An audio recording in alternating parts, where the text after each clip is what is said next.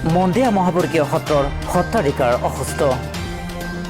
বৰপেটা জিলাৰ মন্দিয়া মহাপুৰুষীয় সত্ৰৰ সত্ৰাধিকাৰ গজেন মহন্ত বিগত 10 দিন ধৰি শয্যাগত অৱস্থাত। জানিব পৰা মতে বৃহত্তৰ মন্দিয়া এলেকাৰ একমাত্ৰ সত্ৰখনৰ সত্ৰাধিকাৰ হিচাপে বিগত কাৰ্যনিৰ্বাহত মহন্তৰ ভূমিকা আছিল অতুলনীয়। তেওঁৰ অসুস্থতাত অঞ্চলজুৰি সকলো প্ৰকাৰ ৰাইজ চিন্তিত হৈ পৰা পৰিলক্ষিত হয়। সত্ৰাধিকাৰজনৰ স্বাস্থ্যৰ বুজ ল'বলৈ বৰপেটা জিলা বিজেপিৰ উপসভাপতি দীপক দাস, জিলা সম্পাদক গৌতম দাস, মন্দিয়া ব্লক বিজেপি মণ্ডল যুৱ মৰ্চাৰ সভাপতি মুস্তাফিজুল ইছলামকে আদি কৰি অন্যান্য কৰ্মীসকলেও সত্ৰাধিকাৰজনৰ বাসগৃহত উপস্থিত হয়। সত্ৰাধিকাৰজনৰ উন্নত চিকিৎসাৰ বাবে জিলা সম্পাদক গৌতম দাসে বৰপেটা জিলা সভাপতি, ৰাজ্যিক সভাপতি আৰু মুখ্যমন্ত্ৰীক সত্ৰাধিকাৰগৰাকীৰ স্বাস্থ্যৰ অৱনতিৰ বিষয়ে অৱগত কৰিব বুলি আশ্বাস প্ৰদান কৰে।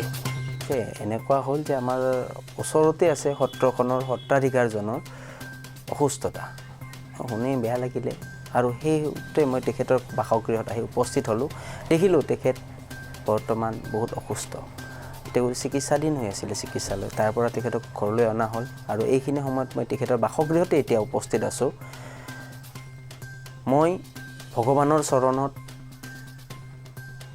মই সেৱা জনাই তেখেতৰ সুস্বাস্থ্য আৰু দীৰ্ঘায়ু কামনা কৰিছোঁ। ভাৰতীয় জনতা পাৰ্টি বৰপেটা জিলাৰ সম্পাদক হিচাপে মই জিলা কমিটিৰ লগত কথাটো আলোচনা কৰিম আৰু সেই চেগতে আমি জিলা সভাপতিৰ লগত আলোচনা কৰি ৰাজ্যিক সভাপতিৰ লগত এই বিষয়ে আলোচনা কৰি অসম চৰকাৰৰ লগত এক ভাল বাৰ্তা এটা লৈ তেখেতৰ যাতে স্বাস্থ্যৰ ক্ষেত্ৰত আমি কিছু গুৰুত্বপূৰ্ণ ভূমিকা ল'ব পাৰোঁ তাৰ কাৰণে চেষ্টা কৰিম। আগত দিনত যাতে এওঁৰ নিচিনা আৰু অনেক আমাৰ সত্ৰাধিকাৰৰ এনেকুৱা পৰিস্থিতিটো আমি যাতে তেওঁলোকৰ লগত সুখ দুখৰ অংশীদাৰ হ'ব পাৰোঁ তাৰ কাৰণে আমি চেষ্টা কৰিম।